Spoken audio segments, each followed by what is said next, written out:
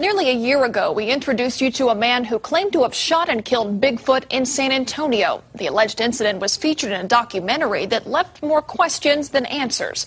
Today, the Bigfoot hunter is finally releasing pictures of the creature's body.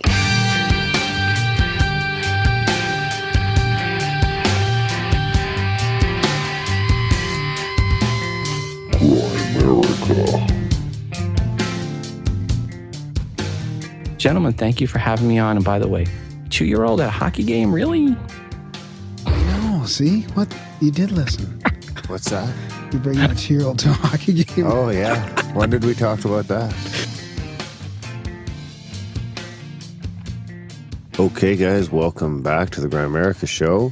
We're going to be chatting with podcasting expert, I guess you could call him, a little bit later, Rob Walch. From over at Libsyn. He's kind of been in and around podcasts since day one. So we're looking forward to that one. We're going to talk to Justin for a little bit, and he's going to tease a conference that he's been attending. We're going to get into that a little bit more next week, too. But first, as always, Ram, I like it when you call me G. Ram Dunlop. How's it going tonight, buddy? It's kind of short for Graham.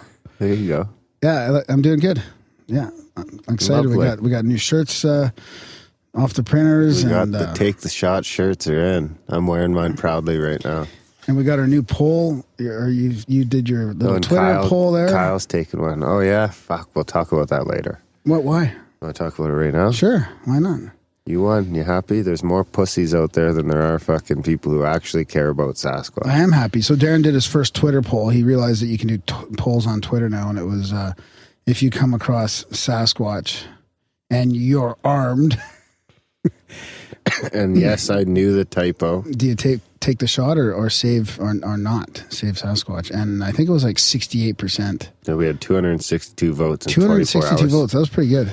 And it was 68% save the Sasquatch and 32% take the shot.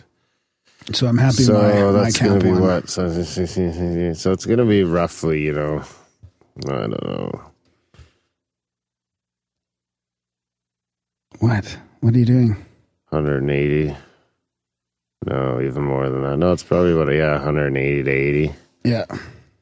Looking. So we have the new Take the Shot, even though I didn't really want to get it made to begin with. I think it's bad putting out there to take the shot against Sasquatch, but just for Darren's sake, we got the shirts made, so we have now Take the Shot available and save Sasquatch. How do you get did you participate in this, Justin?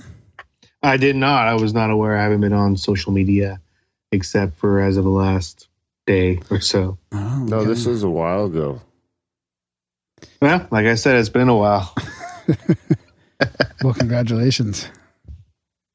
So, yeah, we did the poll and we won. Save Sasquatch won. So, Speaking of which, I got back in touch with my buddy Gio the other day. I was actually got in touch with him when I was trying to help out my buddy John down in Miami, who ended up actually getting helped out by another Grimerican animal oil. So some Grimericans are helping each other out down in Florida this weekend. But yeah, I got a hold of him, and I think this is the right one. He made me download this Zello app. You ever hear of it? It's like walkie-talkie. So he wasn't in Miami, though. He's in the UK DJing right now. wow. I think Who's in the UK DJing? Your my buddy Giovanni. Really? Giovanni. Yeah. Let's see if this is the one. That's the only way that we're going to prove evidence. That the evidence is going to be there. If somebody captures them, most likely they're going to shoot them. But they're slick, man, and they move fast as hell. And yeah, they're big as hell. Females are taller than me. I'm 6'3". They're a little taller than I am. And the ones we have here are skinny. They're not like the ones that I saw in Washington State. I seen 2 in Washington State. They were pretty hefty, son of a bitches, man. And they can run. I mean, it looks like they're walking, but they're running, brother. They're moving, and they do hide. They're not that easy to capture.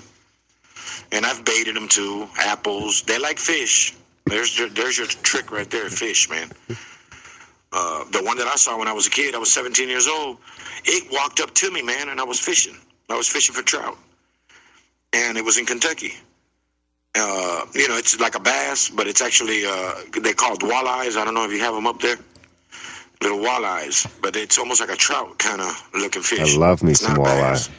And I was catching them motherfuckers, and here it came, walking in the water, like wading, coming up right to me, and he was like real skinny, looked like it was missing some hair, and I'm standing there, I'm looking at him, man, I didn't know what to think, brother. I was like in shock, and apparently it wanted food. It stood there, and it looked so sad. It stuck his hands out. What? And I'm like, I'm like tripping out. And I took one of the fish. It was in a basket. I went up to the shore, grabbed it in the basket, and I threw it there because I wasn't going to walk up to him. And I threw it there on the shore, and he went and grabbed it. He walked right back into the water, like wading up to his shins. And he started tearing into it. He ate his guts and everything, man. He just started tearing into it. Then he wanted more. I left him 4 fish, and I wasn't going to stick around. I left. I was watching him off the bridge, though. When I was in the car, I stopped there on the bridge and looked at him. Yeah, he was feeding, and he was washing the fish off in the water and everything. They're smart. I thought this one was going to die or something. It looked like it had some type of mange or something. This is a mangy But it's huge. Sasquatch? It was bald in the face, What? kind of. The ears are different, kind of like All right. smaller Okay. ear, kind of ear. Where'd you get that from? And the jaw, caveman-looking jaw. Smart fucking thing, man. Just like a human. I know it's not ape. I looked at his feet, man. They got big feet, but I mean, if it was an ape, it wouldn't have feet like ours, man. It has feet like ours, that kind of shape, toes and everything. Nice. I might have to play that. Oh, that was you in there. Yeah, we were walkie-talkieing back and forth. Really? So he's in. That's your buddy Giovanni? Yeah. He's a Sasquatch magnet. He's seen them all over. Kentucky, fucking Washington. Yeah, I never even actually knew. It's never really come up. I just got a hold of him to try and get him to hook up my buddy John with some grass. And he's like, oh no, he's like, I'm in the UK right now, brother. And he's like, you got to download this app. So I downloaded this app, and it's called Zello. Zello, Z-E-L-L-O? Yeah. Okay. And then it's like how walkie-talkie. Fuck, It's that's just like, great. "Doot." So we were walkie-talkieing from Calgary to the UK, and it's pretty flawless. Wow. I was almost as impressed with that as I That was quality with the, coming through was pretty good. Yeah. And you Yeah, recorded that it? sounded pretty good. And it records it automatically. It and records saves as them, well? and saves No them for, way. well, you can set it for what you want it to record and everything. But yeah, it just recorded, so it's like, bam, there you have it. Wow. So did you hear any accounts like that at your little Sasquatch summit that you're at there? I heard- Wait, before we... Okay. Actually, no, yeah, we'll go to that first. Okay. Well, I heard 2 stories exactly like that today. Really? Yeah, With fish? about young. Yeah, while they're younger, they were fishing, and 2 separate people. Were fishing. Sasquatch came up, and one of them formed a relationship with them. Sweet. The first time it happened, gave him a fish, and teenage years, and this would happen all the time because he was always fishing, and every time he was fishing, the Sasquatch would come up and want some of the grub, and the gentleman would always make sure that if he had one, that the Sasquatch would have one. And then he moved away. I forget where, Kentucky or somewhere. He was gone for about 15 years, and he decided to move back home. And he started fishing again, and the same Sasquatch came out, and he gave him more fish. Wow. Yeah. And there's another one that was similar to that. But yeah, I heard 2 stories like today. That would make that 3. So you're at the Sasquatch Summit, which is this every year in November at this time? This is the 3rd year in a row, and it's about this time of the year, mid-November. And you're in Washington State? Yes, sir. Ocean Shores. Right on. So what's the whole gist of this? I'm going to put a link to in the show notes for this in case people want to go next year. But what's the gist of the Sasquatch Summit? It's a gathering of like-minded individuals. Some people have, contradicting theories to one another, but it's all an open-minded forum for people. We guest speakers, big names in the field, if you were. A couple of them weren't able to make it that were scheduled. Some of them weren't here that were last year, and some from last year weren't here this year. But 2016 Sasquatch Summit is already booked, so they already have some guest speakers come. But it's vendors selling Sasquatch goods, and a lot of literature, and a lot of like I said, names in the field. So the general, I guess, feeling over there is that this is definitely real. A lot of people that have experienced it personally, and people trying to gather evidence and all this kind of stuff. Was there any skeptics there, kind of trying to debunk it, or? There were none. Maybe some in the crowd. I mean, I consider myself a skeptic, not in the snarky sense of the word, but Not a big big ass skeptic. Not a big ass. No, big ass skeptic. We'll say a lowercase soft s. Okay. But question what you're told, and figure it out for yourself. Cool. But no big name skeptics like they had at Paradigm Symposium with who's it, PZ Myers. Nothing like that. But just different theories. Some of it gets into the more fringe paranormal UFO topics. Some of them, more of a flesh and blood biological entity, and yeah, it's just an array of different theories and lectures. And you guys are going on a hike tomorrow? I will not be making it because daytime and it gets darker soon. I gotta make it back over the mountains. But, right. Are people excited to actually maybe spot something? Well, here in Ocean Shores, as I found out, throughout the day, with some of the heat maps that they were showing, this is a very hot spot for Bigfoot activity. Just coming down the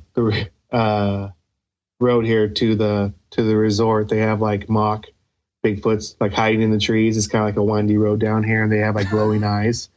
So technically, I did see some off the road, but yeah, it's big around here. This about every store you can go into, they have some sort of Sasquatch souvenir. Yeah. Huh. Interesting. Is that where you got Ground's mug? And we got the little Bigfoot snow globe in the studio I'm looking at right now, too. I got that in my hometown. I think you got that one you got for me when I was expecting my second child. That is correct, yeah. Wow, and 2 years. Yeah, it has been. Wow. For 2 years. That's crazy. Yeah, those I got in my hometown. I mean, Bigfoot's pretty big in the Pacific Northwest. Washington State has the highest report of sightings or encounters within the Pacific Northwest, including, California, Oregon, Idaho, Canada, and as well, British Columbia. More than British Columbia, even? I'm not going to say British Columbia because that wasn't in the report. They mainly focused on the American part of the Pacific Northwest. They did mention, First Nation people's stories and parts of BC, but they didn't have any info on the sightings of it. So right on. So Justin is the guy who does our newsletter. So if people want to sign up to the newsletter, he's the guy that sends it out. And you've been a big help with that, Justin. I want to thank you lots. I will say the newsletter might be out a little bit later, depending on what time I get home tomorrow. No worries. I try to have it out Monday morning, but maybe it might be Monday evening tomorrow. So that's bullshit. People can sign up themselves to the newsletter, or they can even sign their friends up. It's pretty easy. Just go to our website and click on it. Grimerica.ca/news. You just got to throw your name and an email in there. It's pretty easy. They will unsubscribe if they don't want it. Trust me. Yeah. You can just pile them in there, man. See how many email addresses you can put in before your hands get tired. I think we're up to only 180 just subscribers right now. 192, I think. Yeah. 192. Yeah, Did I give you guys access to that? I think I get emails. I get an email. Yeah. Oh, do you? I watch it slowly climb up. Fair enough. Cool. I was wondering. Well, we've only got about 50 listeners, so it works out. It's weird. Oh, we're ahead. Right on. Subscribing people to the newsletter all day is almost as fun as giving yourself blue balls. No way, buddy. Obviously, you don't know. No, I don't. Right on. So I got some synchros from some listeners, actually. If you want to go. I'm a rambling Graham with synchronicities all over the web. And Aaron is skeptical about everyone and don't believe it yet. Speaking of guys that help out the show, that jingle is from a listener. in the UK, I believe. Or do I? No. Why do I always think he's from the UK? He's not. No, he's not. And this synchro is from a fellow that does our art. Napoleon? Napoleon, yeah. Have you seen this, Darren? No, I don't read the synchros. Okay, so he says he's been meaning to write for us to us for a while. And oh yeah, if anybody wants to submit episode art, they're welcome to. If they want to compete with Napoleon, but he's pretty damn good. He is pretty good. Yeah, and he writes a comic blog.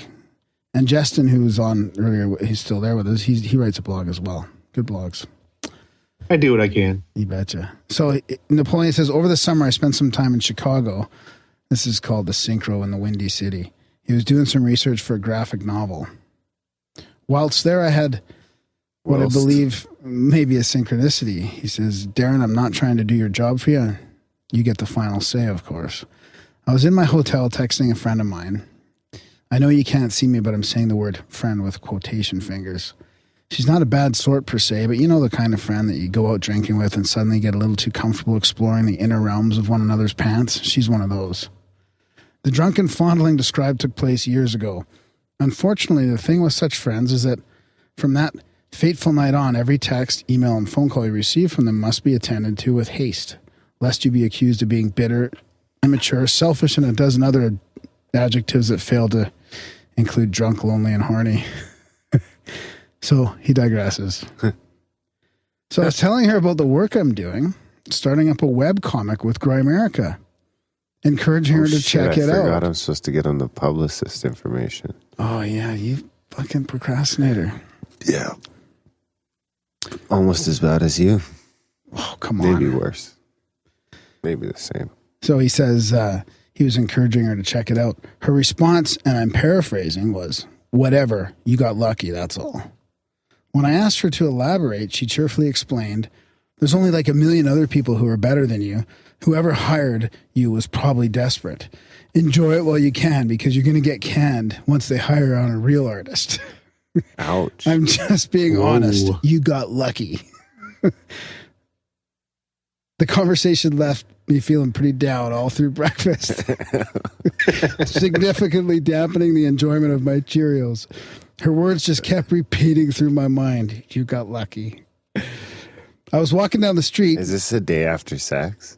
I don't know, but I mean, hopefully it's the last time. Fuck. Speaking of, you got lucky. I was walking down the street mulling over our conversation when a young man rounded the corner. He had headphones on and was undoubtedly feeling the music, he was being more or less oblivious to me. Nonetheless, he was wearing a shirt that I could not ignore. On said shirt, in bright, bold colors was written, luck has nothing to do with it. As I walked past him, I put my hand out to give him a high five, and he reciprocated. Nice. I'm sure he had no idea what that high five was for, but he kind of made my day. And that, my friends, was my synchro. Have at it, Darren. Huh. And that's from Napoleon. That's not recent, is it? No. Okay. No, it was a few years old. I feel bad laughing if it's recent. Laughing at what? The sex part? Yeah. Why? I don't know. What does that mean? He might still be feeling down about it. Oh, I see what you mean. No. It's pretty cool, eh? Yeah. Fuck, has nothing to do with it. Right after he left? Yeah, right after he left, he was walking down the street. Sees this guy singing along like that. And he high fives him. 8. Ooh, fuck, he's going to be happy with that. Yeah. A little biased there, but. Okay, I got another one here for you. This is a pretty heavy one. Heavy? Yeah. Like, heavy? No, heavy. Heavy was my brother. Okay, so howdy, Graham. This is from Michael. He says, been listening over the past year, and I love everything you guys are doing. I'm a professional wood turner, and I have my headphones on for most of my work day, so the long episodes help me drown out the sound of power tools. So I've got a synchronicity for you guys that I haven't shared with a lot of people. Well, first of all, I want to thank him for sending that in. I'm glad he feels comfortable enough to share it with us and have Darren pick it apart. He says, I'll start with the backstory. I'm a big music fan. I always have been. And I generally go through different phases. Yeah, music. Sometimes I'll spend 6 months listening to only psych music. I gotta say something here. Please do. If he listens to psych music, he's got to listen to Younger Brother. It's fucking amazing. Brian Lord, who was here with Randall Carlson, gave me some music, psychedelic music, and fucking some of it's awesome. It's Spongle's Younger Brother. Spongle? Yeah. And it's fucking great. Anyways, and sometimes I'll only listen to 50s country. Regardless, in May 2013, I really got into Ryan Adams. Not to be confused with Brian Adams. Waking up the neighbors? I burnt my friend's arm at a Brian Adams concert in 1986. I was 5. I was 2. And I started getting all of My wife his... probably wasn't even born yet. Yeah, probably not. That's okay. That's how old You I were am. already burning people at concerts. And I started getting all of his records, which he has many. After going through most of his stuff, one album really stuck with me and I couldn't stop listening to it. The album was Easy Tiger, and it came out in 2007. So on one particular song, 2 was constantly playing on my stereo. Essentially, the song is about how he fucked up and hurt his loved one and wanted to be taken back. Fast forward 2 months, I got a call from my sister, and she said that my brother was in the hospital and that he was found in a gas station after a heroin overdose. He was unconscious and in a coma.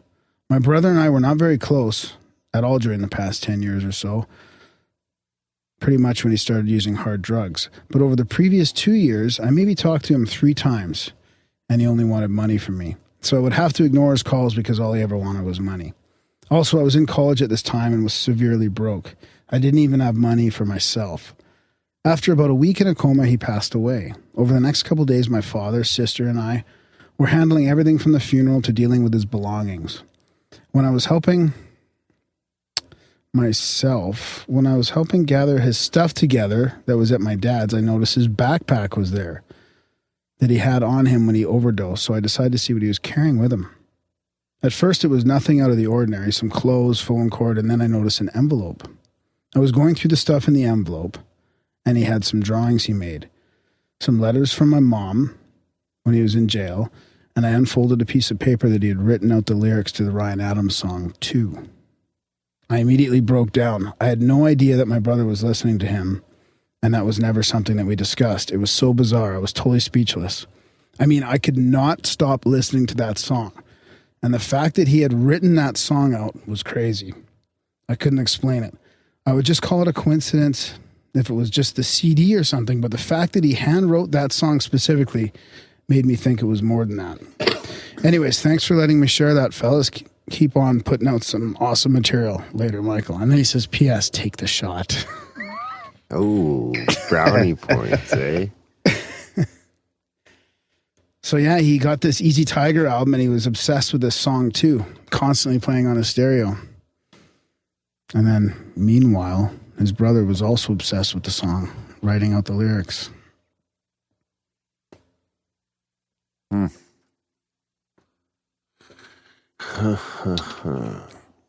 Darren has a tough time with these ones that involve death and loved ones and stuff like that.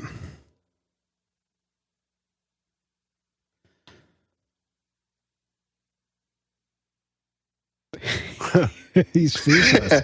Okay, we can come back to that, buddy. You don't have to rate that one. Yeah. You can. It can be wasn't there another one like that? And you said no, it's not rateable because it's too personal or something. Yeah, I remember that. That's tough to rate. Yeah. So that's okay. But it'd be up there. Yeah, it's powerful. Yeah, for sure. He broke the synchro meter. Yeah, it's broken. So how about a little bit of this on you?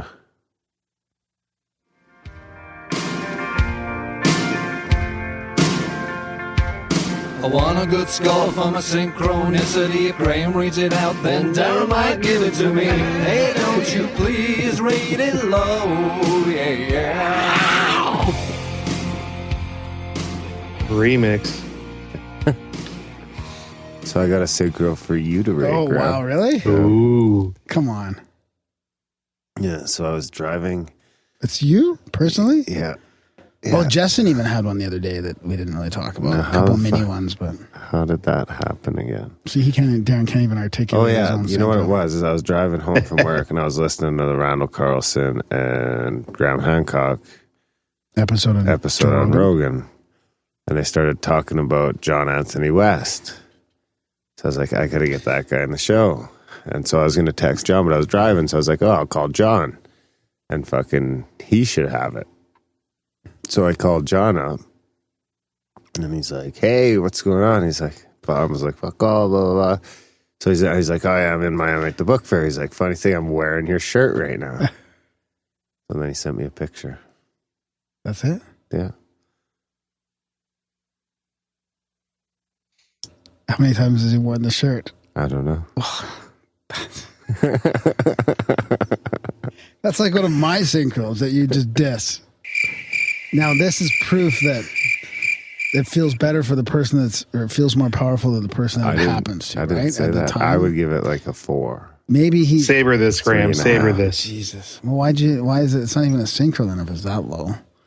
No, it still can be. It's yeah. like an 8 to you, probably. So, if John would have said something about John Anthony West, then it would have been a little bit Agreed. more powerful. I'm wearing your shirt and reading I know, John Anthony West book. Yeah, exactly. Then it would have been good. It would have been more meaningful. Whatever. All right, well, I got the weekly UFO quote we should do before Yeah, you got to rate him first. Now you I gotta rate got to it. rate. Oh, it's like He needs a number. Yeah, You need a number. yeah, 4 or 4.5. Oh, Wow, that's generous, buddy. That's more than I thought you'd give him. yeah, Graham's fucking, He's a giver. yeah, He's a giver. he's a giver and a taker. Profound UFO quote of the week.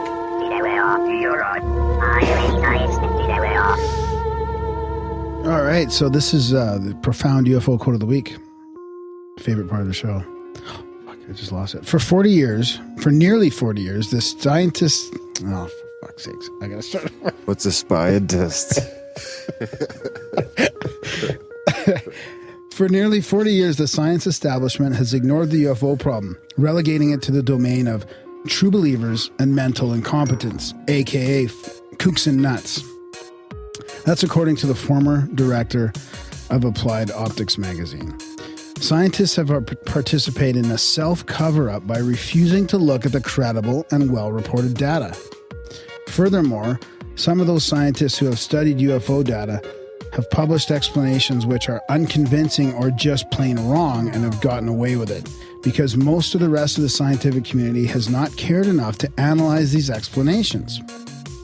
The general rejection of the scientific validity of UFO sightings has made it difficult to publish analysis of good sightings in refereed journals of establishment science. That's from Bruce Maccabee, optical physicist.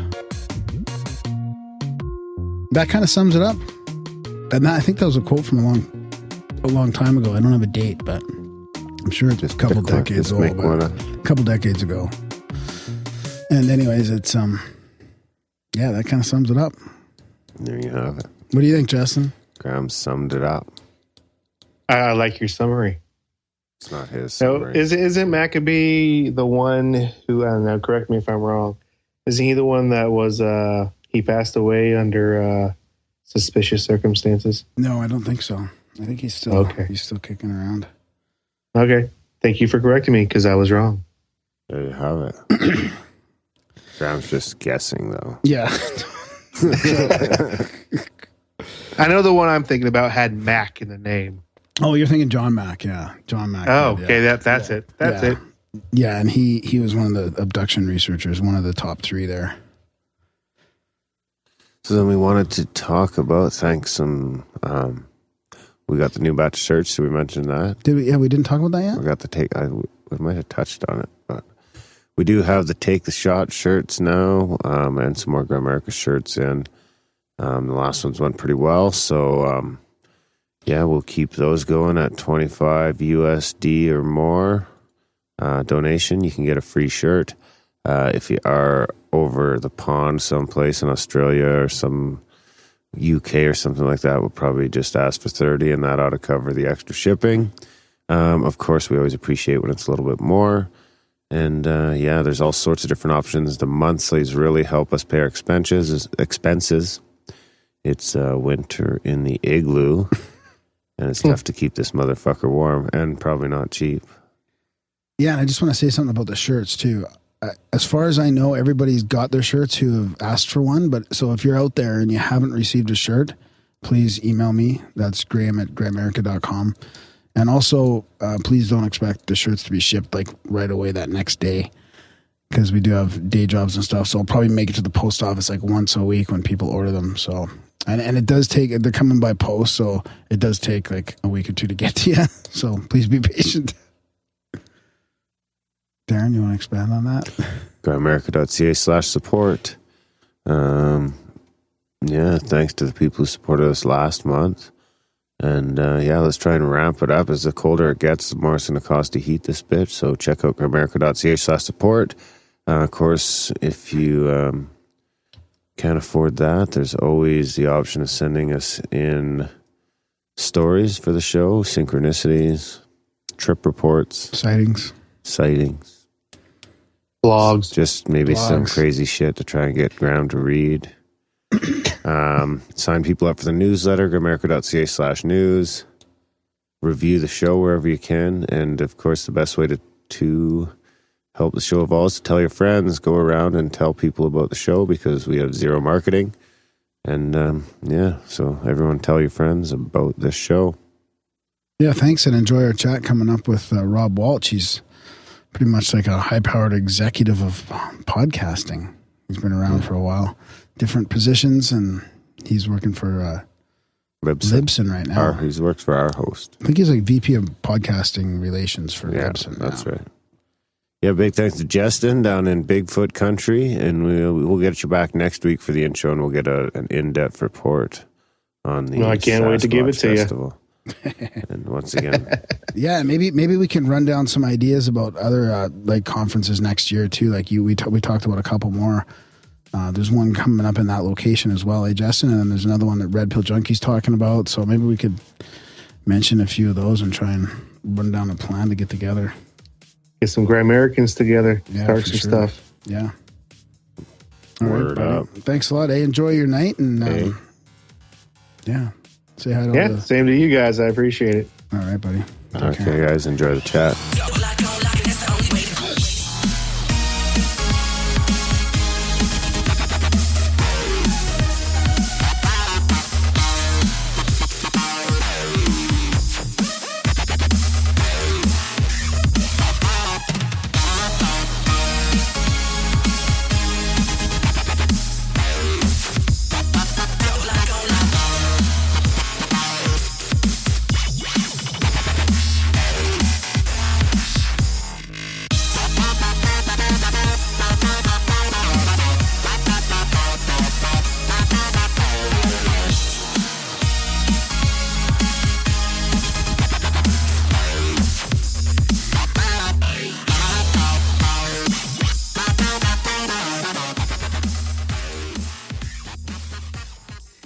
And Grimerica tonight, we've got a special treat. Hopefully our listeners will be as excited as we are. We've got Rob Walch here, who's a vice president of podcaster relations with Libsyn, which is short for Liberated Syndication, and that's the world's largest podcast hosting service.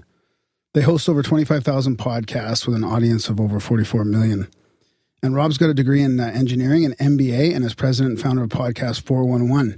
I won't get too much into in his background. He's also involved in a lot of other podcasts, so we'll get into some of that. But we are super happy to have you on the show, Rob. Thanks for coming on. Gentlemen, thanks for having me on. Yeah, this is a treat. We've been doing this for 2.5 years, but I've been listening to podcasts for probably since 2007, maybe 2006. Do you remember the first podcast you listened to? Oh man, no, I don't actually. It's a bit of a blur. No, was it MU? No, Ben, no, it was close. It might have been Mysterious Universe. Mysterious Universe is a good podcast. Yes, yeah. They're our inspiration. I used to call Benjamin Grundy. He does a good job. Yeah, I used to call in and get put on like their voicemail thing or whatever, and that kind of inspired me a little bit. I talked to him a couple weeks ago. Still, if I get stuck on a problem or something and just want some advice from someone who's been doing it forever, he's always been pretty open. Just shoot him a message, and he's usually pretty open to helping you. He's a really nice guy. Yeah, Ben is. We found a lot of support from other podcasters, actually, and we try and help others out in turn as well. I think that comes to be most podcasters are like that. I mean, a lot of podcasters don't look at other podcasters as competition, but as a community. Right. That's what when we first started up with this, I was saying I'd rather get more people into podcasting in general than fight over like the limited people that already listen. And I think, too, it comes down to most people are producing, 1 or 2 hours a week. And there's a lot more time in the week for people to consume. So you're looking at it, you're never going to fill everybody's, unless you're Joe Rogan and he creates, or Adam Carolla. Most people actually have listeners that listen to more than just one podcast because they have time to listen to more than one podcast. Yeah, exactly. Yeah, even No Agenda makes it tough. I've had to cut my No Agenda in half now. I can only listen to one of the episodes. I'll pick whichever one's longer. And that's it. Otherwise I got to cut 2 other podcasts out of my rotation. It gets tough. And then whenever Dan Carlin releases new Hardcore History, there's 4 hours. Okay, now I got to figure out how long is it take me to get through that 4 hours. There's one. So everybody else gets pushed on the back burner until you get through the episode. There's one of my first ones, actually. So Dan Carlin was in there in the beginning, which is interesting for me hearing him. Like, I've listened to probably every Common Sense that he's had. And I don't listen to a lot of political ones, but those are the ones that go back like that many years. So there's some that I've been listening to for that long. And if people haven't checked out Dan, that's a great one. But one of the things I used to have a joke, which was ego is equal to download squared. And as shows got bigger, their egos got exponentially bigger. Yes. But Dan is one that's broken that rule. And he's stayed the nicest guy. And recently, it was this summer, he sent me an email because all excited, and it was that he had gotten imitated by a Colbert on his podcast. So Colbert was imitating Dan Carlin. And he's like, check this out. It was like 2 minutes and 38 seconds in. Check it out. He's like, check this out. This is so cool. So he's just like a little kid, all excited that Colbert was imitating him. So, I mean, as big as his show is, he's just still the nicest guy, and he hasn't let it go to his head. I wonder what it is about podcasting that kind of, because you see it a little bit in the blogosphere, but I don't think you see too much of it. And you don't see it really on YouTube. You definitely don't see it in anything mainstream, the camaraderie that seems to come along with podcasting, even if it is kind of niche based, but it seems like all the podcasts in the niches, at least the ones that I'm privy to, seem to be pretty, open and friendly with each other and sharing listeners. And like Dan even came on our show, Dan Carlin, and he doesn't even really he's not really involved in what we talk about on this show, but he was still pretty cool and came on. And I think it comes down, we talked before we went on, that there's only a really limited number of podcasts still to this day. I mean, people don't realize how few there are. Apple right now says there's about 300,000 podcasts in iTunes. And that means anybody whose feeds are still working, about half of the shows in iTunes haven't released a new episode in the last year. So you're really looking at 150,000, best case scenario, 200,000 active podcasts that are releasing content on a regular basis. And you might think, 200,000 sounds a lot, but when you compare it to 200 million blogs, it's minuscule. That's the number of blogs that get closed down in a month. Do you think podcasting will ever get there? It'll never be as big because it takes more time. I think there's more technology involved in it. It takes more time. Still the disparity. If you look at female bloggers to female podcasters, it's like 52% of bloggers are female. But when you look at podcasters, it's like 15%. Wow. It's a really small number. If you're a female blogger and you're not podcasting, shame on you, because you can really stand out from your peers if you want to stand out in your niche by getting a podcast. But when I've talked to different women, why are you not doing it, and that are blogging, they're like, well, it's, as a mommy bloggers especially, they're like, I can start typing my thing in one room on the laptop and the kid's screaming, and I can move to the other room and still continue on it. not something that's conducive with podcasting. Yeah. You have to kind of have a quiet environment and time set aside to it. It's hard to multitask a podcast. Yeah. What do you think the main reason is that 150,000 of those 300,000 have stopped? Pod faded, just, you can only, a lot of people can only do it so long. Yeah, pod fading is a term that was coined a long time ago, back in the beginning of podcasting. Scott Fletcher, I'll give him credit. So if we talk back at the early days of podcasting, Scott Fletcher came up with the term pod fading, and it's just a natural evolution. Most shows are going to pod fade, just like most television shows. MASH went on for so long, Friends went on for so long. Eventually, people pod fade. Wow. It's very few shows that continue on. The Tonight Show has moved on, but with different hosts. So I just think it's a lot of shows just run their course. So, now, some of those podcasts were like podcasts that were covering Lost or covering this television show or that show. So if you're a fan cast podcast, you definitely have a life on your show. And it's as long as the show you're covering is being produced. That's interesting because there were a lot of fucking Lost podcasts. There was so many. So many. Yeah. There's a ton of Game of Thrones podcasts and a ton of Walking Dead podcasts. Talking Dead, that's what I'd call mine.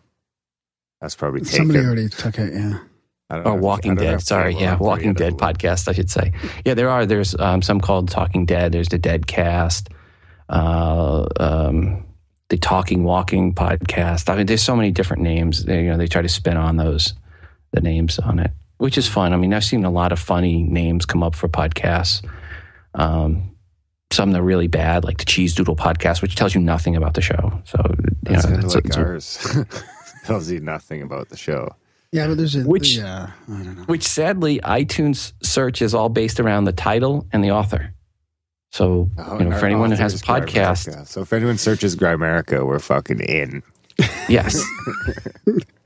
So I was going to ask you about the algorithm. Do you know the mysterious iTunes algorithm? Like, the top 200 algorithm, yeah, it's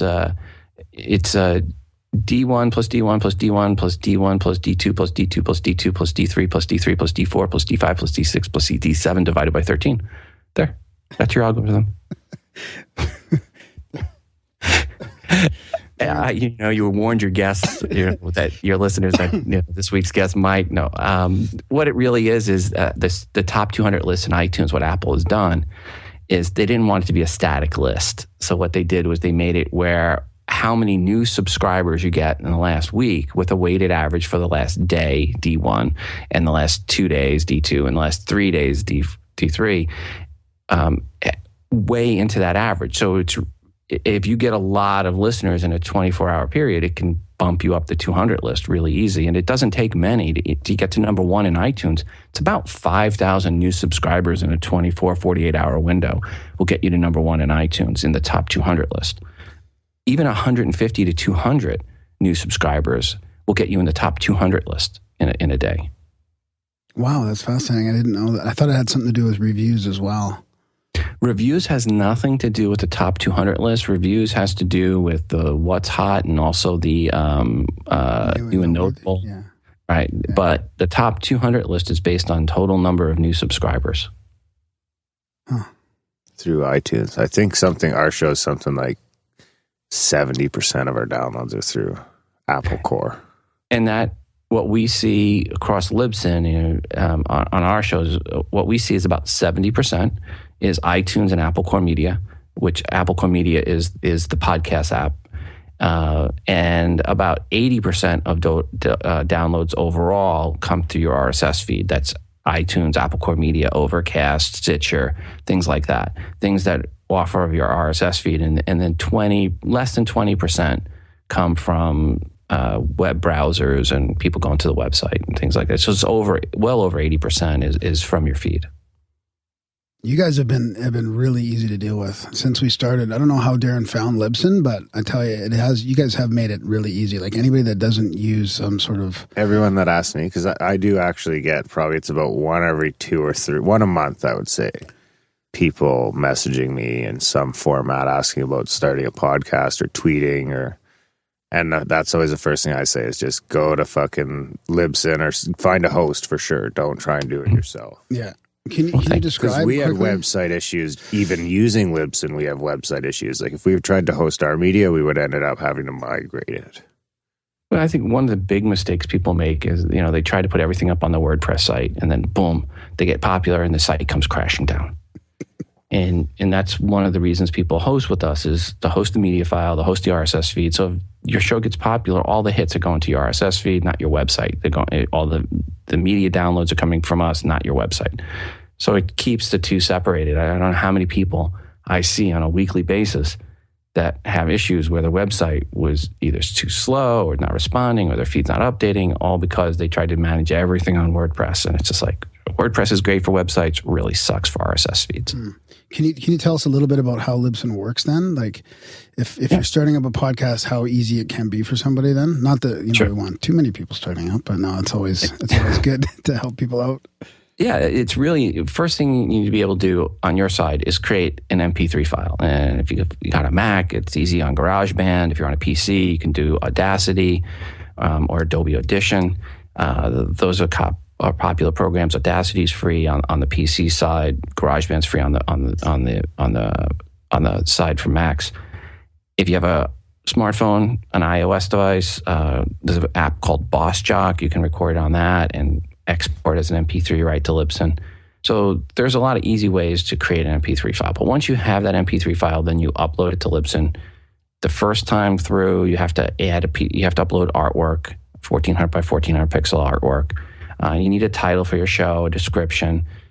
Once you get all that together in your first episode, then you just take the feed that we create for you and you submit it to iTunes, and that's it. And then going forward, every time you release a new episode, iTunes automatically updates. And if you submit to iTunes, then your feed also gets pulled into Overcast and Shifty Jelly Pocket Cast and Downcast and other aggregators out there that pull.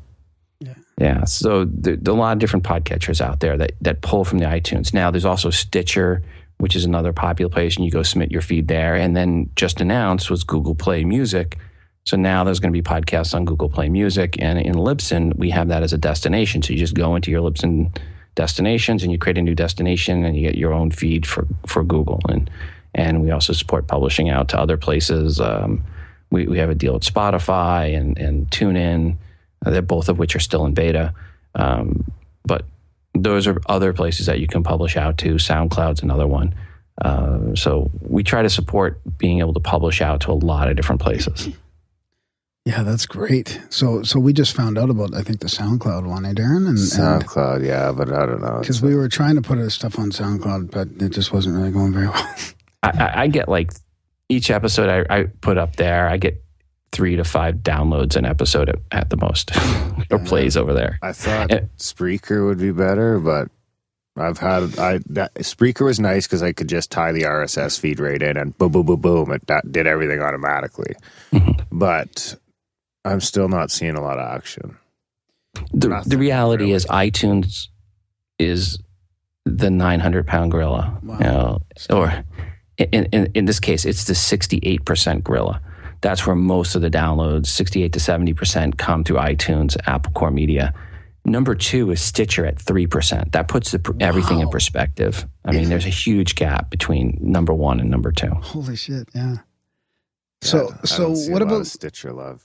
What about Google and these other new platforms that are coming out for podcasting? And I've heard people talk about some rules and some pretty strict regulations with those. Is that going to be a challenge for you and for people creating content?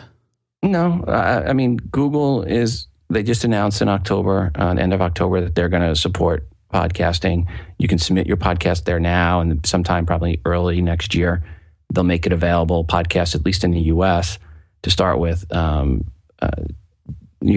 podcast to Google Play Music users, which is nice because up until this point, there hasn't been anything native on Android side for getting podcasts. I mean, right now, to tell an Android user, you got to tell them, go download the Stitcher or go download AntennaPod or Pocket Casts. And people are like, what? What? You know, it's hard enough to tell people to listen to a podcast. Then you have to tell them to download this third-party software, and then they have to go and search for it in that software. Yeah. Google Play Music would be nice because you just have a link on your website and people click that and boom. Now, which is the other reason I've always told people, get a smartphone app for your show, get your own Android app. Because it's still easier to tell people go download your app to listen to your show on Android than anything else. I think I've got to email the app people because I made that Android app and everything like a long time ago. That was when through Libsyn, you mean? Yeah, that was when to get the iOS app, you had to get that other app first. Oh, yeah. Those days are over. Yeah, so I just realized that the other day and went back. I told you to go look. I go, hey, that was a long time ago, Darren. Like, check again. Yeah, for once, Graham was right. Yeah, we unfortunately, we used to do individual apps on iOS through our developer account, and we had so many that Apple said, whoa, time out here.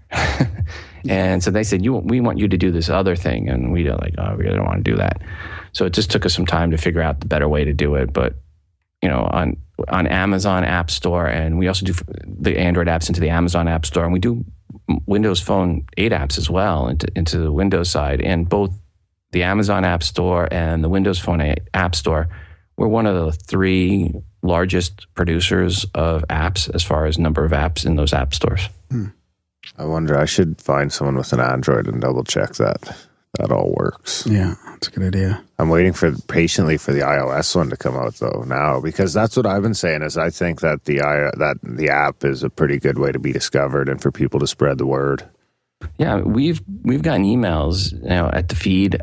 Elsie and I, our podcast, we have the app out there, and we've gotten emails from people that said, "Oh, I was looking for something else, and I discovered your app, and now I'm a listener. Thanks. Yeah. Lucky find." So they don't let you put podcast in the title though, because I wanted to call it podcast the Grimerica podcast app or something. It's just the Grimerica app. Yeah, unfortunately, Apple's really weird about that. But the nice thing is, there's a lot more people in the app stores than there are people listening to podcasts. So you can really get a chance to be discovered. So 1.5 billion people a month download apps.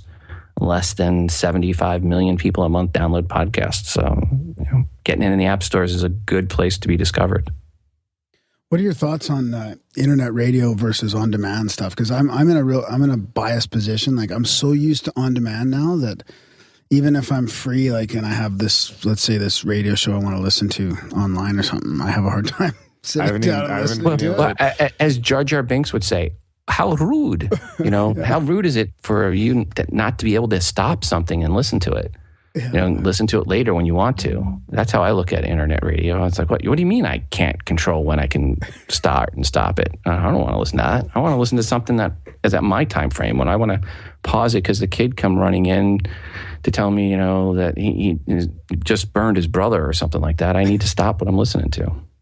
So it's going to continue growing then. Like, it's not just me. It's on demand is going to keep going, just as like Netflix is taking over the TV kind of thing. It's this podcasting or on demand music will keep going.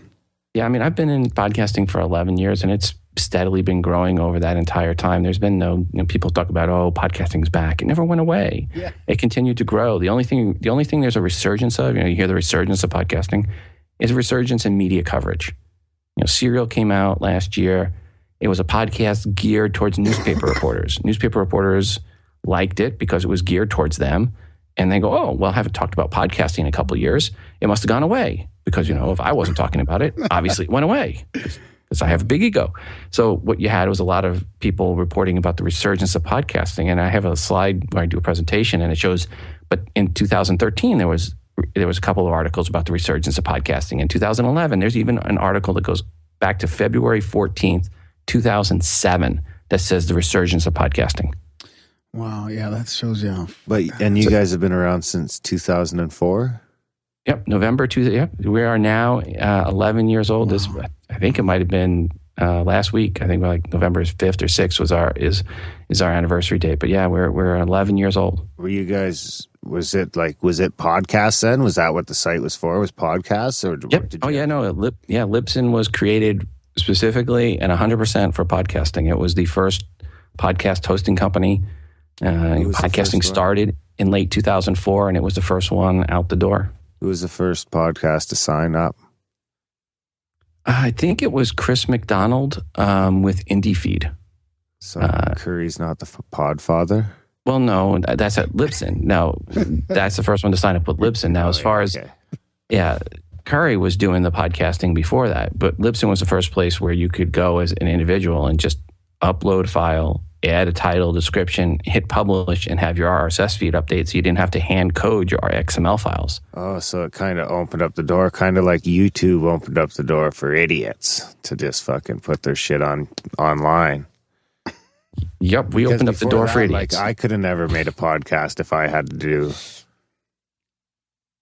I couldn't even imagine trying to do all that. In the early days when I started podcasting, because I started in late 2004 and I wasn't using Libsyn at the time, and I was figuring it out, and I figured out how to hand code. So I was hand coding my XML file for many moons before I started hosting with Libsyn. I don't even know what that means.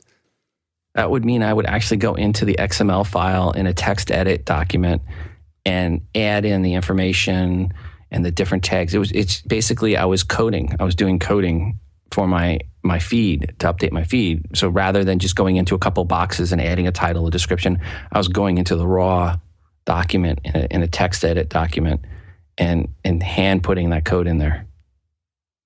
Yeah, which always is fun because you make a typo here and there and your feed would break and you have to always check your feed every time you update it to make sure you didn't double enter something or left some bracket out. And then if you did make a mistake, then you'd spend 20 minutes trying to find your mistake as your feed's broken and you're trying to get your new episode out. So it was a lot of fun in the early days. There must have been a lot of pod fading back then. There was a lot of people that started, but in the early days, if you wanted to podcast, you were crazy. If you wanted to listen to a podcast in the early days, you were crazy because it was hard to listen to a podcast before iTunes supported it. I mean, we're talking about you had to go download a program by the name of iPod or X that most people never heard of, or iPod or Lemon. And then you would that program would connect with iTunes. And when it would download it, then it would sync over to iTunes. And you would take your iPod and connect it to your computer and sync over the episode you wanted to listen to that morning before you left for work. Yeah. And you had to remember to do that. And then it was tough. And it wasn't until, a couple years later when the iPhone came out that was where everything changed, because then you could see that it was going to be mobile. It was all going to be mobile. You didn't have to remember to do the syncing. You could get the episodes just downloaded directly to the mobile device. And that really is why podcasting has grown so much in the last few years. That's where I came in. Like, I never ever had to deal with that other bullshit. When I got in, when Graham first showed me about podcasts, I could just download them right onto my phone. As soon as I hit Wi-Fi, bam, bam, bam, bam. Yeah, I was on an iPod and doing the manual entries and manually, doing that, yeah. And the numbers must have been low in those days. The numbers were pretty low before iTunes came along. But people were lying about their numbers early on, so the numbers sounded good. Huh. So are we at risk, like with how it's grown now? I notice even a few years ago, there was a lot of news organizations would have their own podcast, but I noticed some of them even pod faded. And then I was wondering why, because, here I was, like, my only patience with any sort of mainstream news was through like a 5-minute podcast, and then they faded away. But now I seem to feel there's this resurgence of mainstream stations putting out a podcast. Do you think that's going to affect us, like people like ourselves that are doing like an independent alternative kind of media thing, or will that end up maybe just increasing the anytime listening?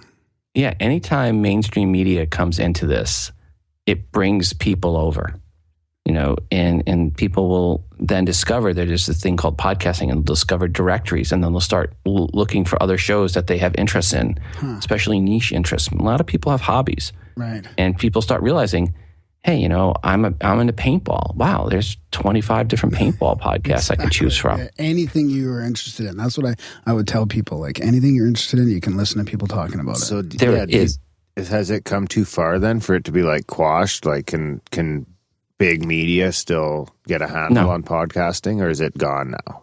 No. You have just as good a placement and chance to build an audience as big media. I mean, Dan Carlin did it without big media help. And Mark Maron did it without big media help.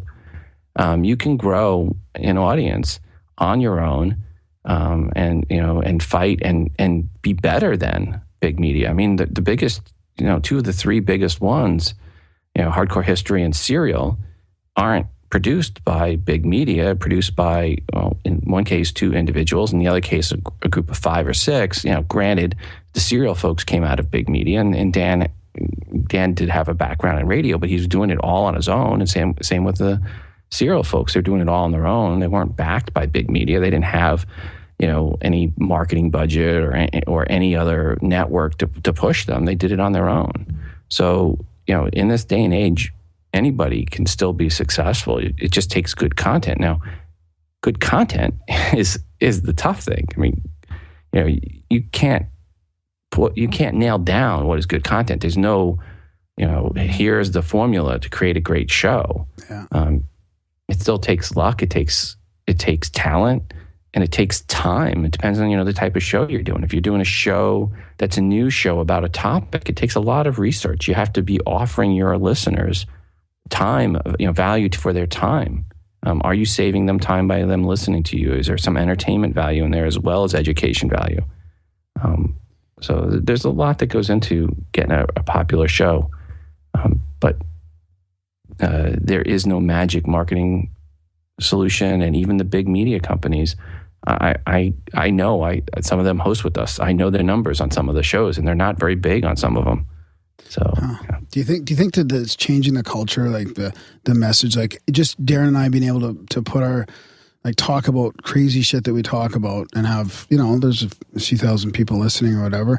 Do you think it's starting to change the culture? Like, the people are actually opening up and I don't know, like just paying more attention to the things they're interested in, or am I think for the people that listen, it's changing them. It's giving them, something that they can listen to that resonates with them that they couldn't find elsewhere. And I think that's the most important thing. It's not, it's not about changing culture overall. It's changing individual lives. It's a one-to-one medium still. People are still clicking play. They're on demand. They're controlling it. Play, pause, start it. They have a nice relationship with you, the hosts. So, it doesn't matter if you've got 100 or 100,000 listeners. For that each individual one there, if they find your show resonates with them, if they find a value in it, that's what the value of podcasting is. Because I can't stomach mainstream media anymore, right? Like, now that I'm so used to this, so I wonder how many people, like, when you listen to some podcasts, like, let's just say Joe Rogan, for example, or whatever, or the people that are honestly talking about stuff without any sort of agenda or without any, advertising or sponsorship or pressure from somebody, it seems to resonate with people, like this honest conversation. And you go back to the TV and you go back to the ads and you go back to the mainstream news, and it's hard to stomach. So I feel that it's just more than the one-on-one relationship with us and our listeners and podcasters and their listeners, but it's also about the downfall, in a way, of the sort of the fake media. Is that you have to. I mean, mainstream media has, what they have to produce. They have to produce for the masses, so they have to be more formulaic. They have to be less edgy. They can't, they can't worry. They can't piss off anybody. So it waters it down.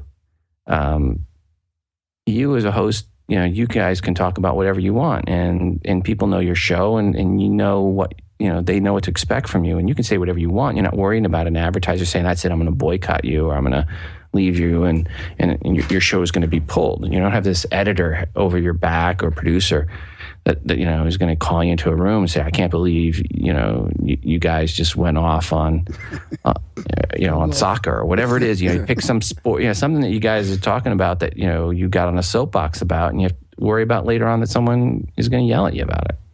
Yeah. So I know I've gone to my soapboxes. I do it on the feed every now and then, and we joke about it. Oh, pull over the soapbox, or who put the soapbox under my feet? Yeah. And we'll just go off on something. I'm not worried about, even though it's a podcast for Libsyn, I don't even worry about, if my boss is going to get upset or not. I just say what I say, and she understands that's the way I am.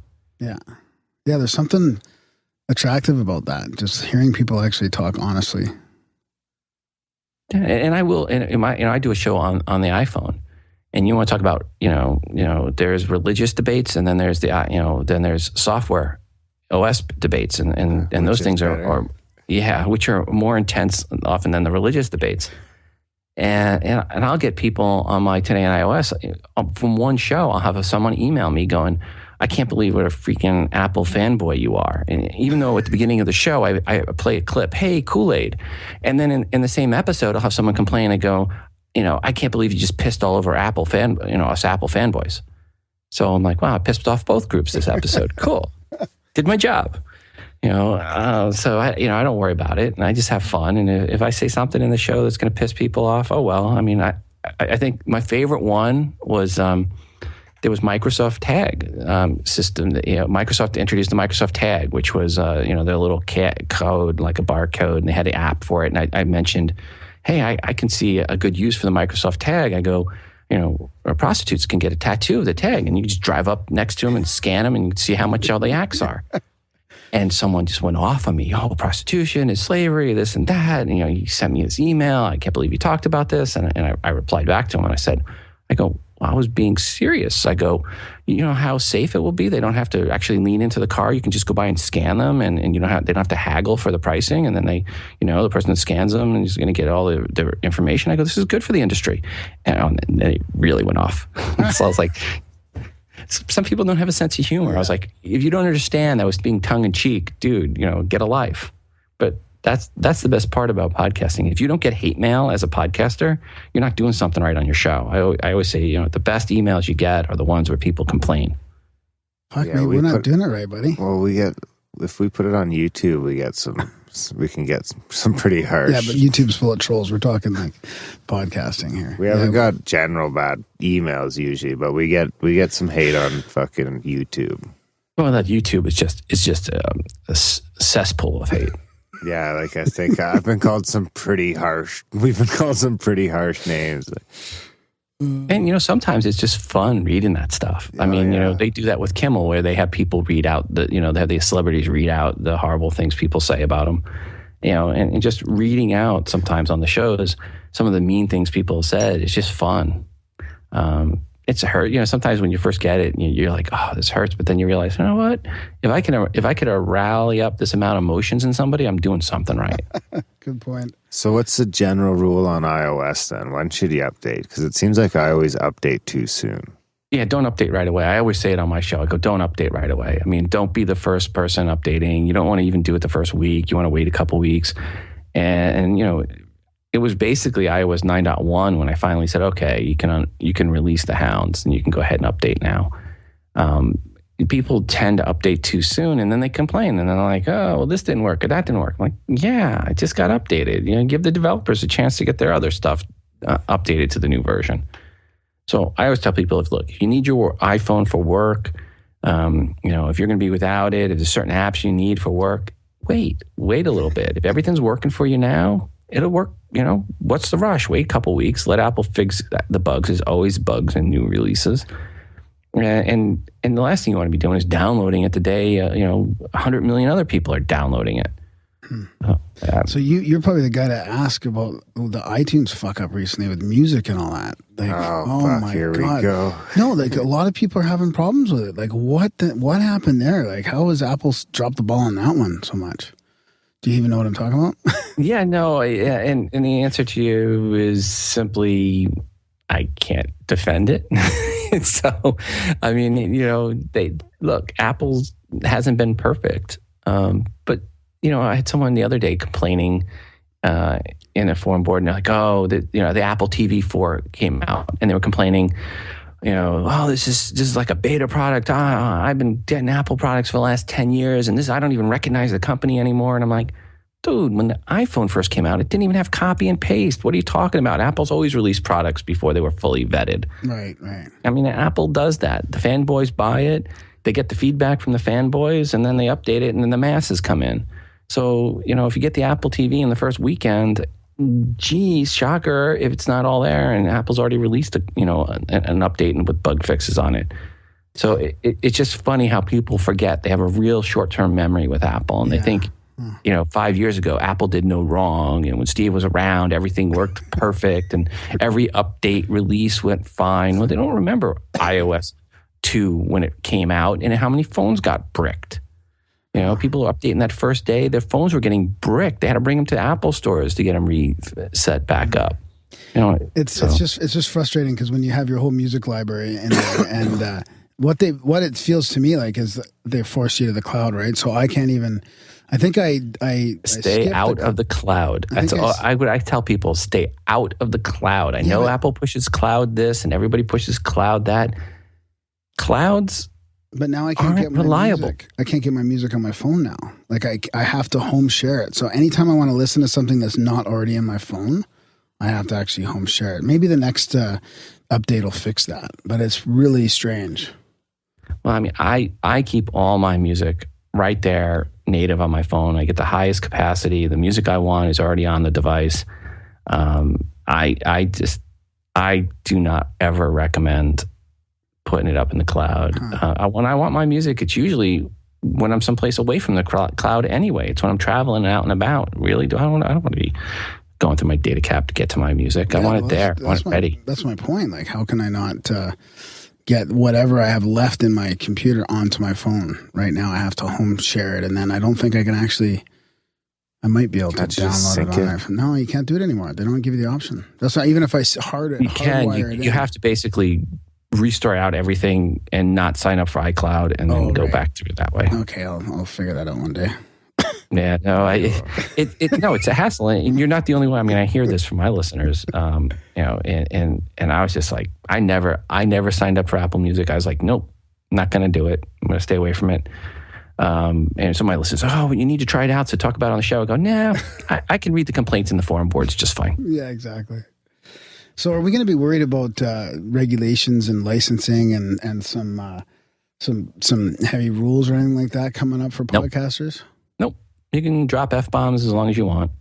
The thing is you can't put music in. There's that myth that there's 30-second rule or fair use rule. There is no such thing. The RIA will sue a grandma into bankruptcy. They don't care about your shiny little butt as a podcaster. Matter of fact, I have a cousin who works in the record industry and he's pretty high up, and he told me, he goes, Rob, MP3 is a 4-letter word to the record industry. And podcasts are an MP3, and the record industry doesn't care about MP3s. They hate MP3s. He's even heard in a meeting recently where people said, boy, I sure miss the days of vinyl. Wow. So, but you can use like open shared music and stuff like that, right? Oh yeah, there's CC music, Creative Commons music and Pod Safe music, as it's called. Yeah. Yeah, and you go to ccmixter.org, you can find it, or you go to Magnatune or pond5.com/free, and you can find all kinds of music you can use in your podcast. So there's music out there, but you can't have anything from a major record label. You can't have something from the Village People. You can't have YMCA because you thought, this would be fun right here at this clip, or breaking the law.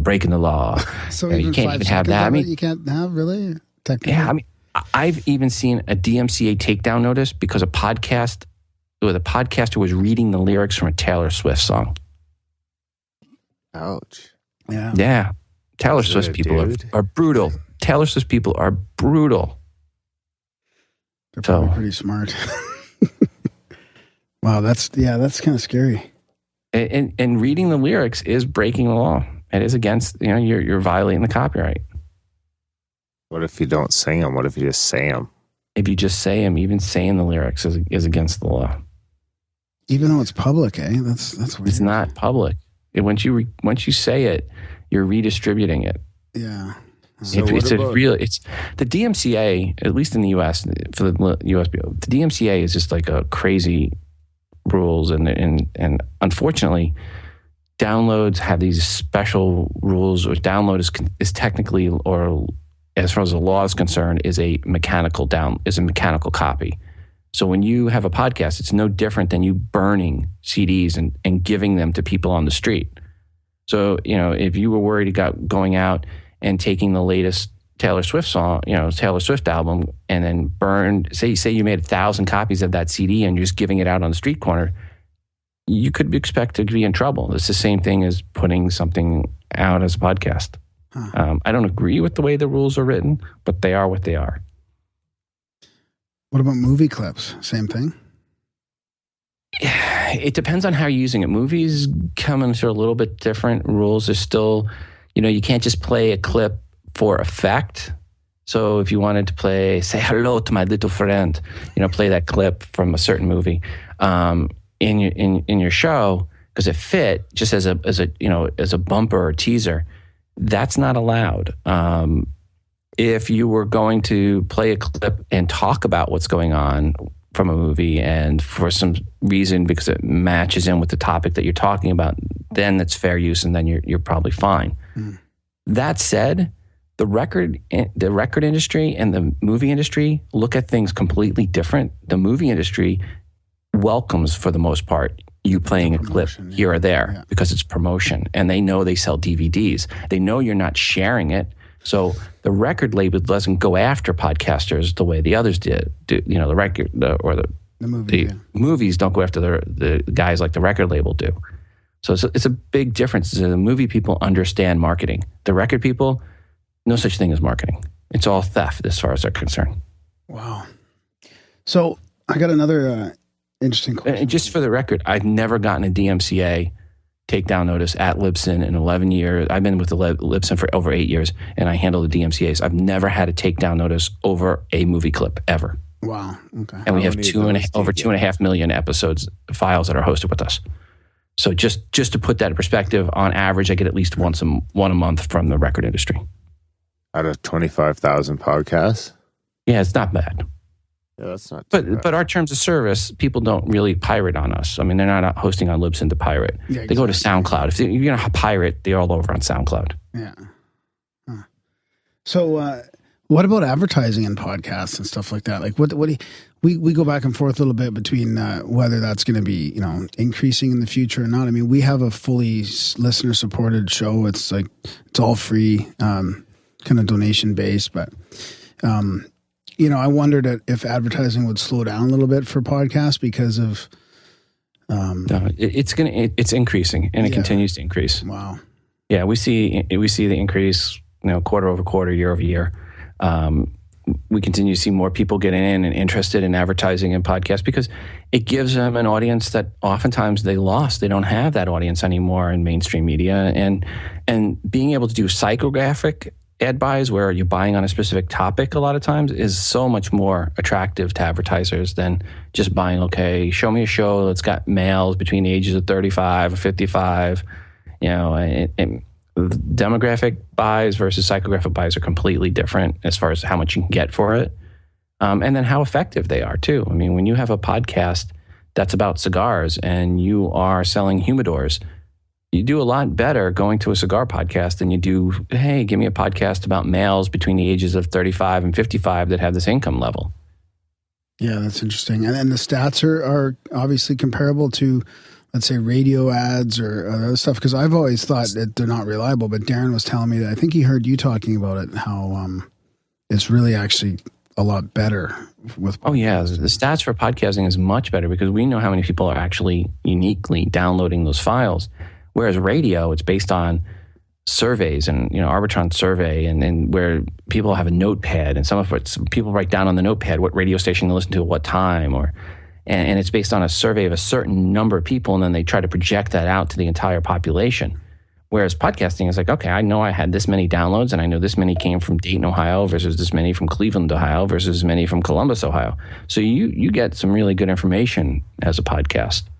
And the advertisers love that, having that kind of information. Yeah, you guys have a great statistical platform there to see where the Grimerica hegemony grows. What about micro donations and Bitcoin and other ways like value for value model? Do you have any thoughts about that type of stuff? Donationware, nagware, whatever however you want to phrase it, that's been around since the beginning of podcasting. People putting a PayPal button on their site and say, "Hey, donate to me." Now there's Patreon, which is really just the same thing, only doing a more formal service, and they take a cut. But there's always been where people just say, "Hey, here's a donate button, donate to me." I do that on my own show. If you go to todayandios.com and you go on the right hand side and scroll down, there's a donate button, and I'm getting an iPad Pro, the Apple Pencil, and a keyboard because people on my show, listen to my show, donated money to me to go and buy that. Last year they donated so I can go to get the 6 Plus because they want me to go and get it and talk about it on the show. Do you think that's a model that will continue to grow? Is it a viable model for the future on more of a... Some shows, No Agenda is a perfect example, is a show that's completely, donation supported. Other shows like Hardcore History, where it's mostly donated supported, but he also has advertising. So people do a hybrid model. And I think the hybrid model is really the way to go, is you get people to donate directly, but you also do a small number of advertisers. Right. You don't go overboard with advertising. Right. Yeah, like Dan's using Carlin as the example. He's got like a little one at the end or a little one at the beginning. It's pretty easy to stomach. Otherwise, I just fast forward through the story. Right. Yeah, I mean, Dan is a 3.5 hour show, and the ad doesn't show up until 3 minutes and 20 seconds. On the last episode, so or thereabouts. So he puts it after the content. Most podcasters put it in the middle. Most advertisers won't put up with that. Most advertisers don't want it at the end. Dan is a special case, and he can do what he wants to do. That's why his audience is the size it is. One of the worst things for me at Libsyn is going in and seeing his stats, and I just feel minuscule when I see his numbers. I mean, this is a guy that. And he releases an episode in the first 3 hours after the episode's out. Nobody even knows it. And he's already got 150,000 downloads. And you're just going, it's just mind-boggling what he can do there. It took him a couple days, it was only 2 days, and he was at a million plus on the last episode. And the episodes before that, he got over 3. Every episode before that has over 3.5 million downloads now. Holy fuck. Yeah, and those are legit. I mean, so it's just amazing what he can do and his numbers and how it makes me go, oh, and I look at my show, I get 25,000 downloads. I'm like, oh, I thought that was good. And I look at 3.5 million and I'm like, oh man. But what most people don't realize is the median number of downloads in podcasting, 150 to 190. Somewhere in that range is where it's been for the last 3 or 4 years. And that's on Libsyn, a service where people pay to be there. So if you actually went and looked at the median number when you count all the free out there, it's probably less than 100 is the median number of downloads per episode. So what was that on Libsyn again? You said 150? Libsyn has been as low as 150, as high as 190 in the last 3 years. So for people that aren't familiar with statistics, median, is that are you talking about the middle number or the average? Right. So when I look at all the episodes that were released in the month of September, and I look at the downloads through the end of October, yeah. So every episode's been out at least 30 days, and I pull the numbers at the end of that month, and I look at what that median number was at that point. It was about 165-ish, I think it was, for the episodes that were released in September. And that means half the episodes had 165 downloads or more, and half the episodes had 165 downloads or less. Yeah, and then the average would be much more than that, I guess. And the average is higher. I have an adjusted average where I throw out the top 0.5% and anything with 3 or fewer downloads. And the adjusted average is usually right around 2,000. If I don't adjust it, where I take out the 0.5%, then that number moves up to about 3,000 to 3,500. Because I have some really big shows that host with us, Carlin, Rogan, Nerdist, WTF, Mark Maron. Those shows can really skew your numbers. Yeah, so I guess the median is way more accurate in that respect, yeah. Right. Yeah. But, I tell people, I go, if you're getting 500 downloads an episode, you're well above the median. And over double above, yeah. Yeah, so, feel good, because I've had people email me saying, because a lot of people lie about the numbers, and that's one of the worst things, is because people hear what other, quote, people are doing, and it's not true. Yeah. And they'll come to me and go, I had an email, I started my podcast a month and a half ago, I just released an episode a week ago, I got 1,000 downloads on it, what am I doing wrong? And I'm like, whoa, you're doing pretty good.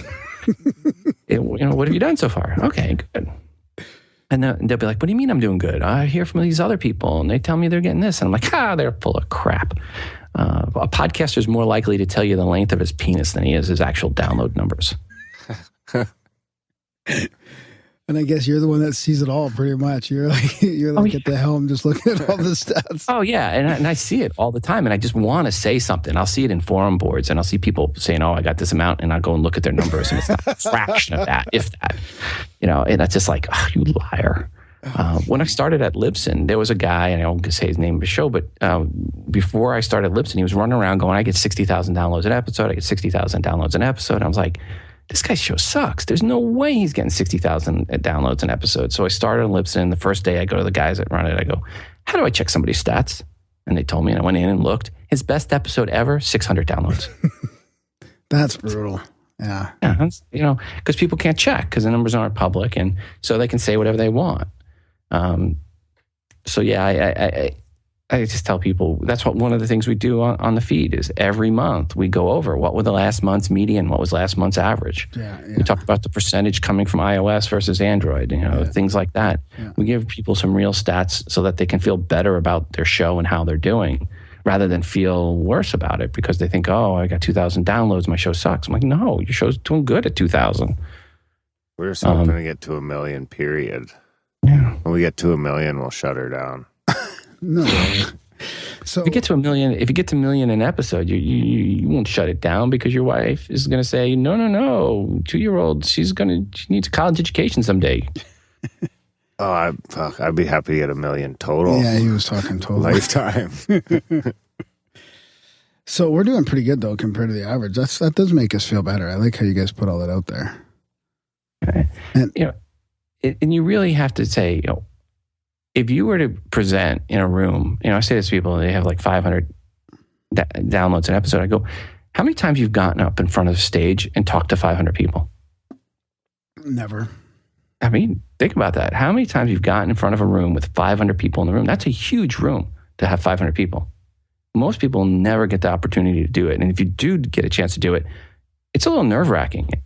I've done it twice where I've got audiences over 500.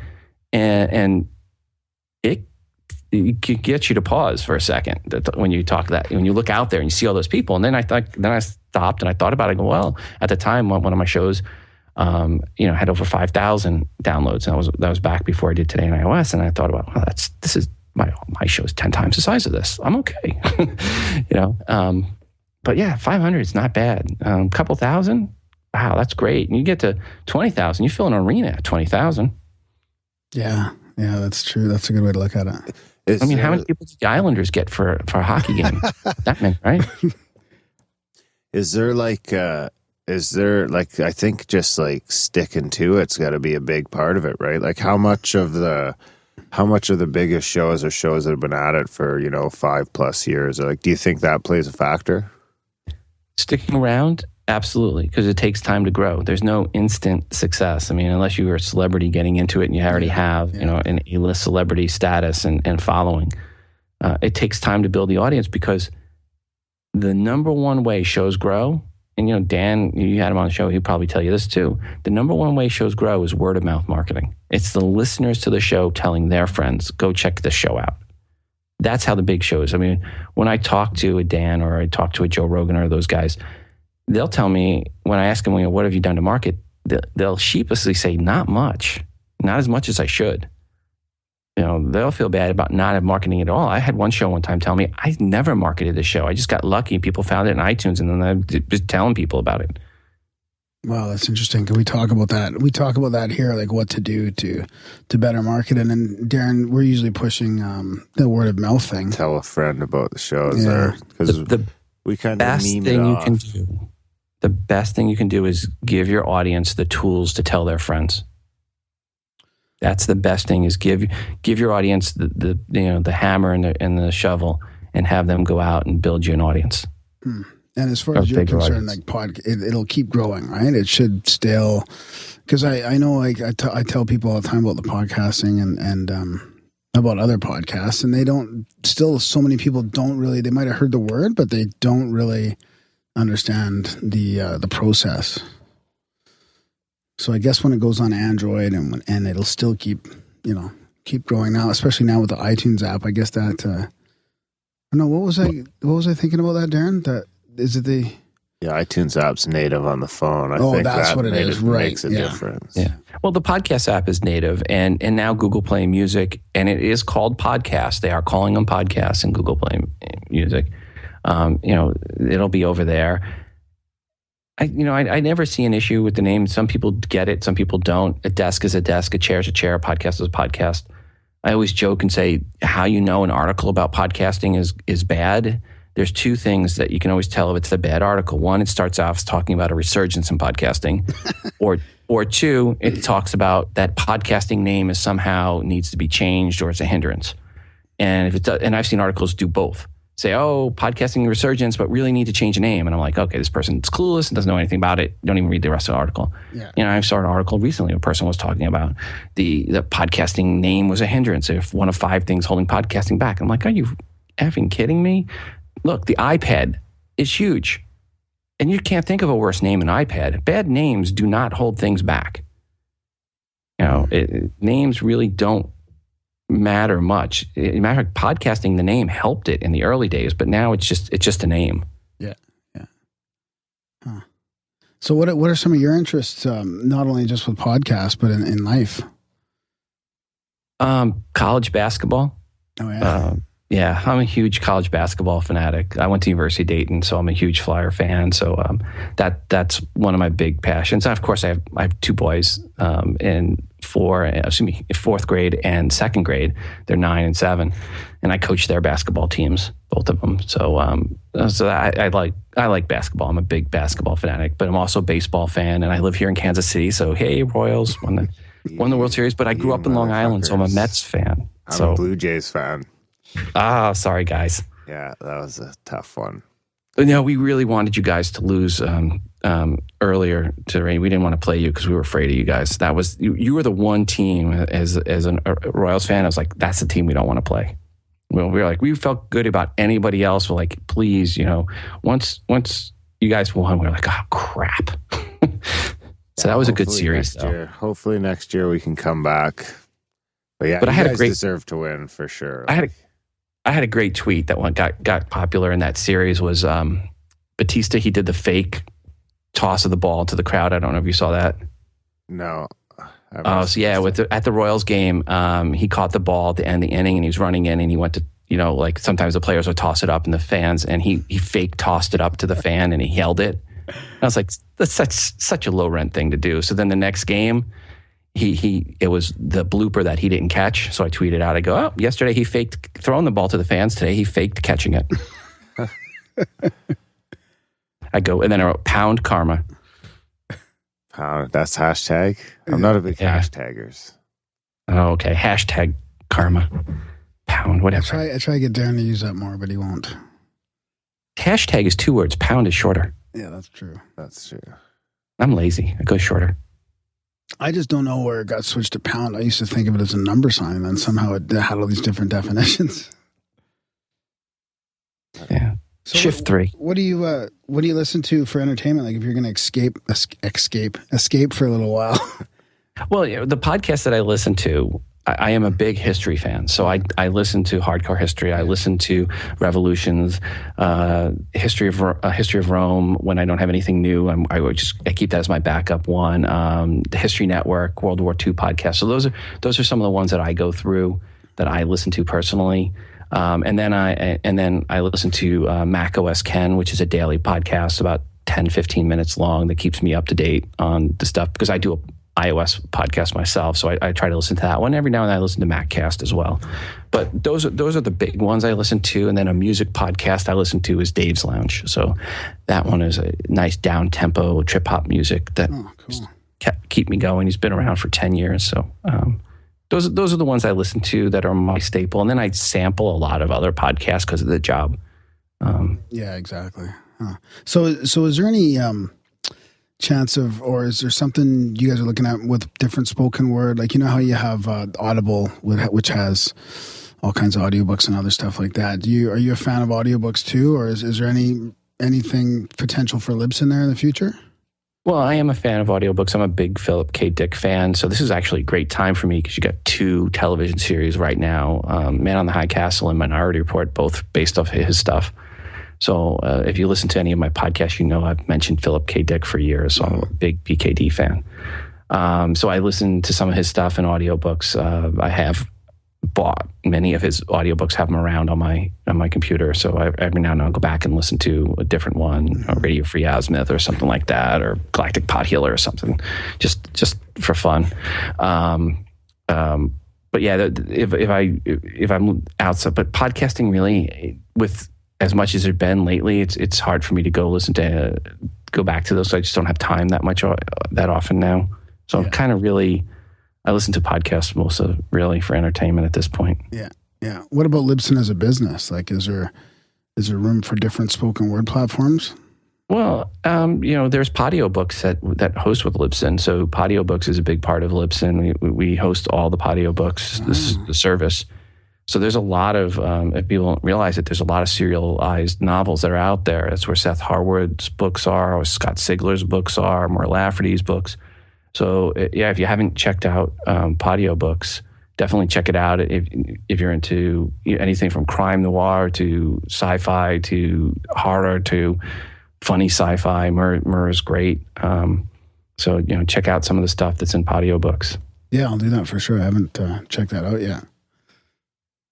Right on. So but I think what we try to do at Libsyn, we're open to anything. We want everybody to come in, any genre. I mean, we've got professional tree climbing podcast. We've got one for or a tree climbing association podcast, and we have a professional chameleons breeders podcast. We have some really crazy things.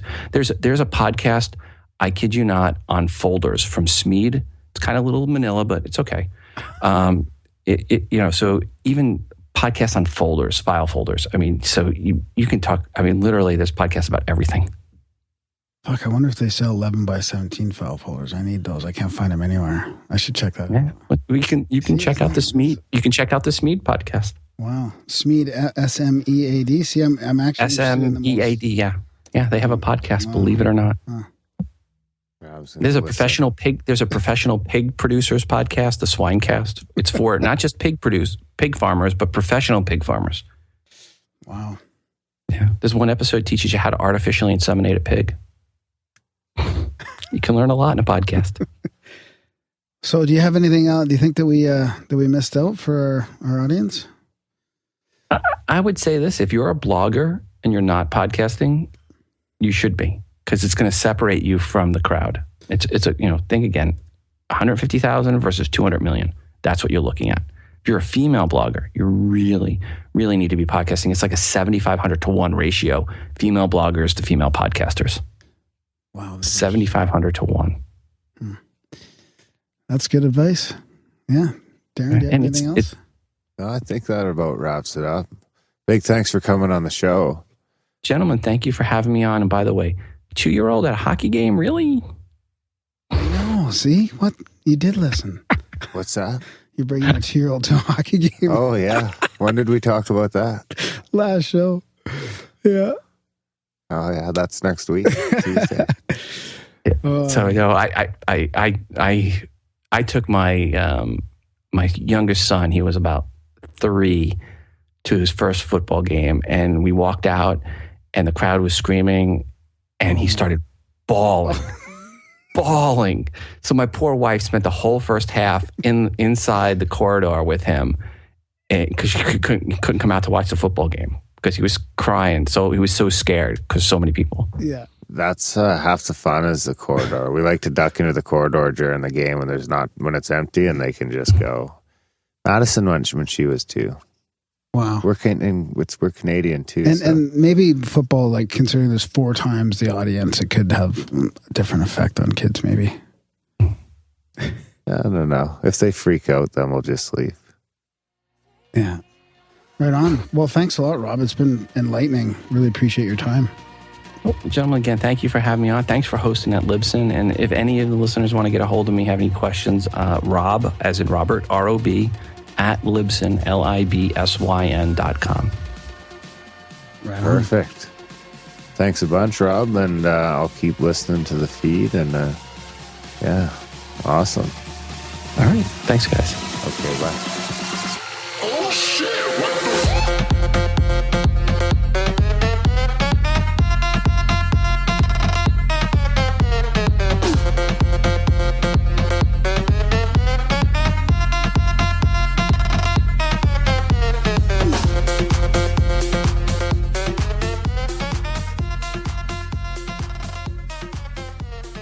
And that was our chat with Rob Walch, the VP of Podcaster Relations over at Libsyn. What'd you think, buddy? That was great. Yeah, I really want to thank him for coming on and just getting into the in-depth about podcasting and stuff too. Plus, like, look, realistically, podcasts, I got to say, they changed my life, right? And 7 or 8 years ago, I just went into, like, you know, realizing that I can learn about anything I want to because there's people talking about it. And you can download, you know, the shit on demand and listen to it. So it's cool that he's been around for so long. And, you know, back when I started listening, like, he asked me what my first podcast was. Fuck, I can't even remember. Mine was Mysterious Universe. Yeah. Like, I even went through Skeptics of the Universe, Skeptics Guide to the Universe phase, and I went through all the science stuff, and then, you know, ended up with you, buddy. With me. Yep. Partner. Yep. Well, you're more like a first officer. Number one. I was going to say like a beating cushion or something like that. Whoopee cushion? Yeah. No.